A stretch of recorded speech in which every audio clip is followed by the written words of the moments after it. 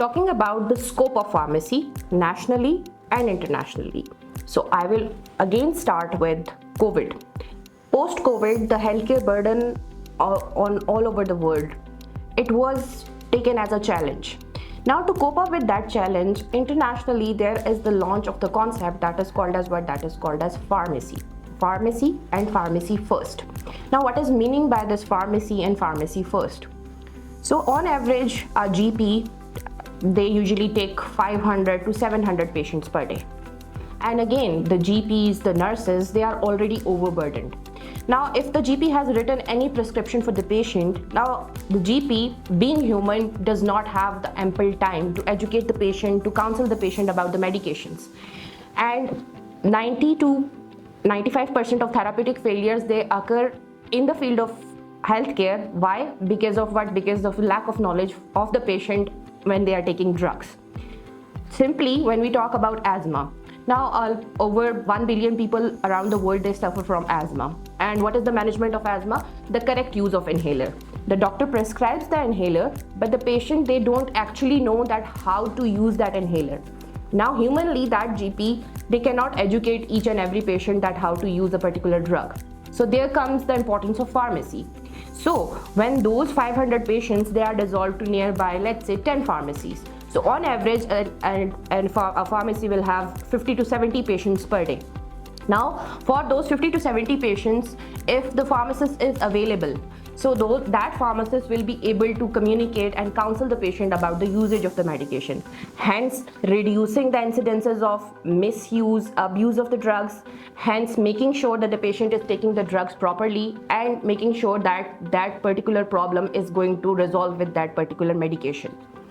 Now when we talk about the concept of pharmacy first, so internationally, pharmacies, particularly community pharmacies, they are now being dealt as what? They are now being dealt as a filter clinic.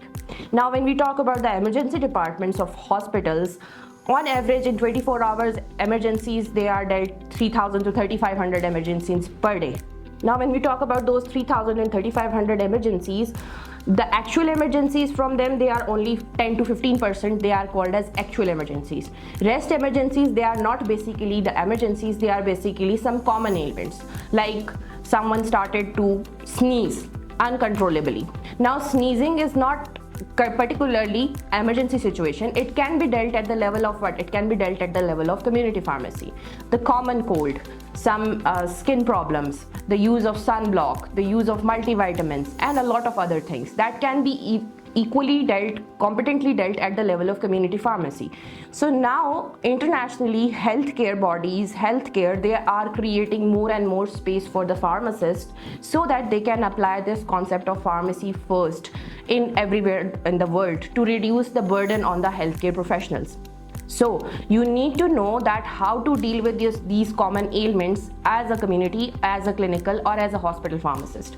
And even if you are not working at the clinical side, getting a pharmacy degree and being a pharmacist, it requires what? It requires from you that you should have an ample knowledge that you can cater with these common ailments even in your home. If someone in your home is having vomitings, is having low blood pressure, is having any kind of normal kind of problems that we see around in 24 hours a day, so you should be able to cater those problems in your home settings instead of taking for every small detail you have to take your patient or you yourself are going to the doctor, and we are ultimately indirectly increasing the burden on the healthcare system.